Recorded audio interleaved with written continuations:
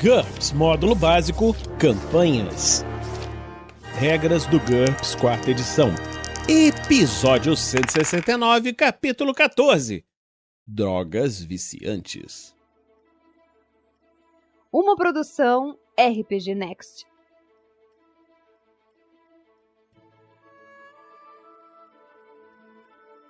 Fala galera, bem-vindos a mais um episódio do Regras do GURPS, quarta edição. Vamos continuar o capítulo 14 falando agora sobre drogas viciantes. Drogas viciantes. O uso contínuo de uma substância que altera o estado da mente pode levar à dependência. Quem abusa delas possui desvantagem vício e pode passar por abstinência se for forçado a ficar sem droga. Abaixo, apresentamos regras para 3 classes comuns de drogas viciantes. Observe que elas também são consideradas venenos. Quando o indivíduo ingere uma dosagem grande, siga as regras normais para venenos que nós falamos anteriormente, exceto quando especificado em um contrário. Estimulantes. Estimulantes elevam o humor e o nível de energia do usuário, temporariamente.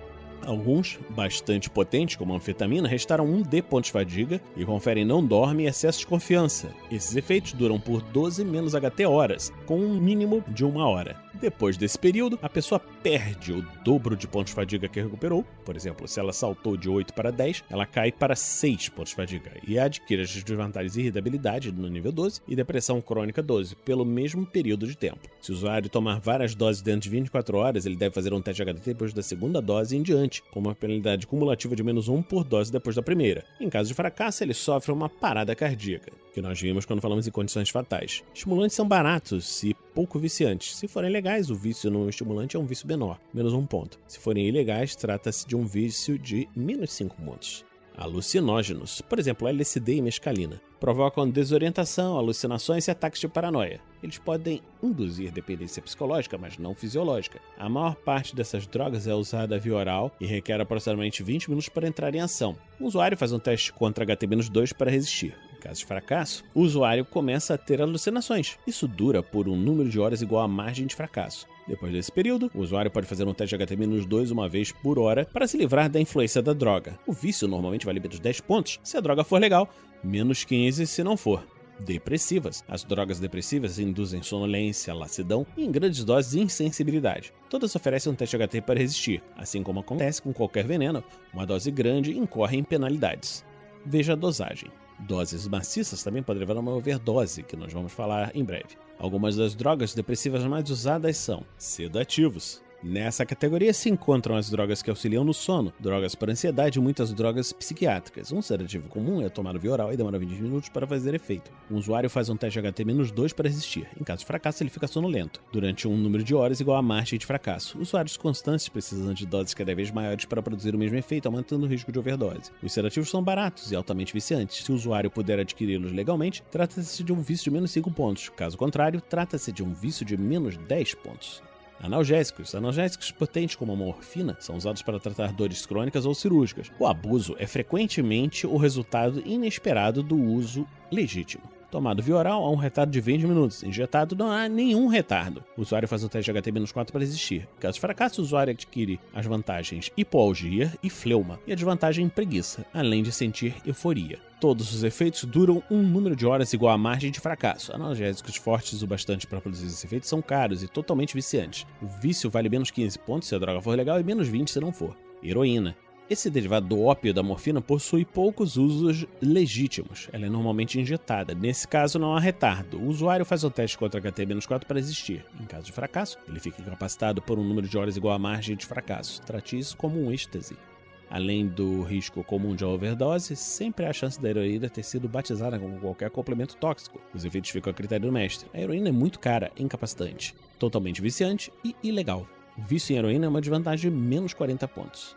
Desintoxicação. Use as regras a seguir quando o personagem estiver tentando se livrar de um vício, seja de forma voluntária ou porque ele está falido, preso ou em um lugar onde a droga não está à disposição. A desintoxicação é um processo doloroso que requer uma série de testes de desintoxicação diários.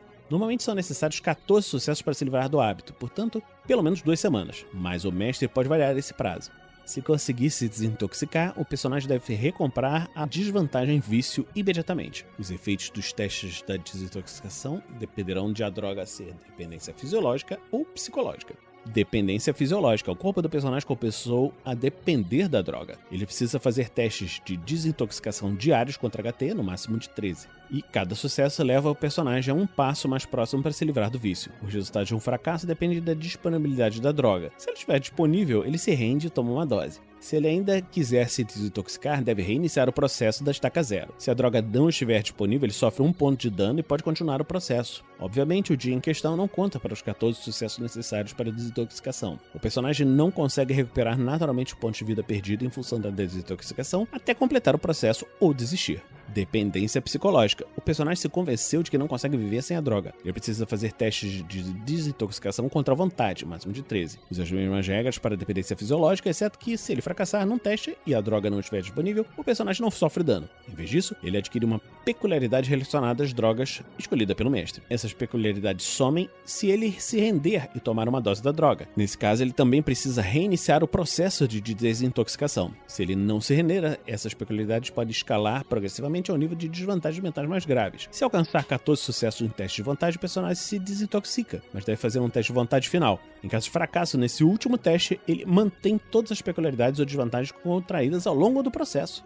Overdose. Um usuário que consumir 2 ou mais doses de uma droga depressiva corre o risco de sofrer uma overdose. Isso inclui tomar uma única dose de 2 ou mais drogas depressivas. Qualquer álcool ingerido também conta como uma dose adicional. A mistura de drogas pode matar. Uma overdose ocorre em caso de falha crítica no teste para resistir múltiplas doses. Como acontece com qualquer veneno, cada dobro da dosagem resulta em uma penalidade de -2 dos testes para resistir. E, assim como acontece com qualquer teste de habilidade, um resultado de 10 ou mais acima do NH efetivo é uma falha crítica. Por exemplo, a heroína oferece um teste HT-4 para resistir. Em caso de um homem de HT10 que tomou uma dose dupla, sua HT efetiva seria de 10, -4, -2, ou seja, 4. Ele sofrerá uma overdose no resultado de 14 ou mais. A overdose provoca inconsciência durante um número de horas igual à margem de fracasso. Ela também age como um veneno que apresenta um teste para resistir igual ao teste para resistir normal. O teste mais difícil, no caso de 2 ou mais drogas. Por exemplo, HT-4 para a heroína. Ela causa 1 ponto de dano por toxina em intervalo de 15 minutos por 24 ciclos. Se a vítima chegar a menos 1 ponto de vida inicial, ela entra em coma. Veja as condições fatais que nós falamos anteriormente. Então, terminamos por aqui mais esse episódio do Regras do GURPS, 4ª edição. Esperamos que você esteja gostando dessa série. Se você estiver gostando dessa série, considere nos apadrinhar em picpay.me/rpgnext ou em www.padrim.com.br/rpgnext. Então, a gente vai terminando esse episódio por aqui e a gente se encontra na próxima semana aqui no RPG Next. Regras do GURPS, 4ª edição. Músicas por Kevin MacLeod e Scott Buckley. Uma produção RPG Next.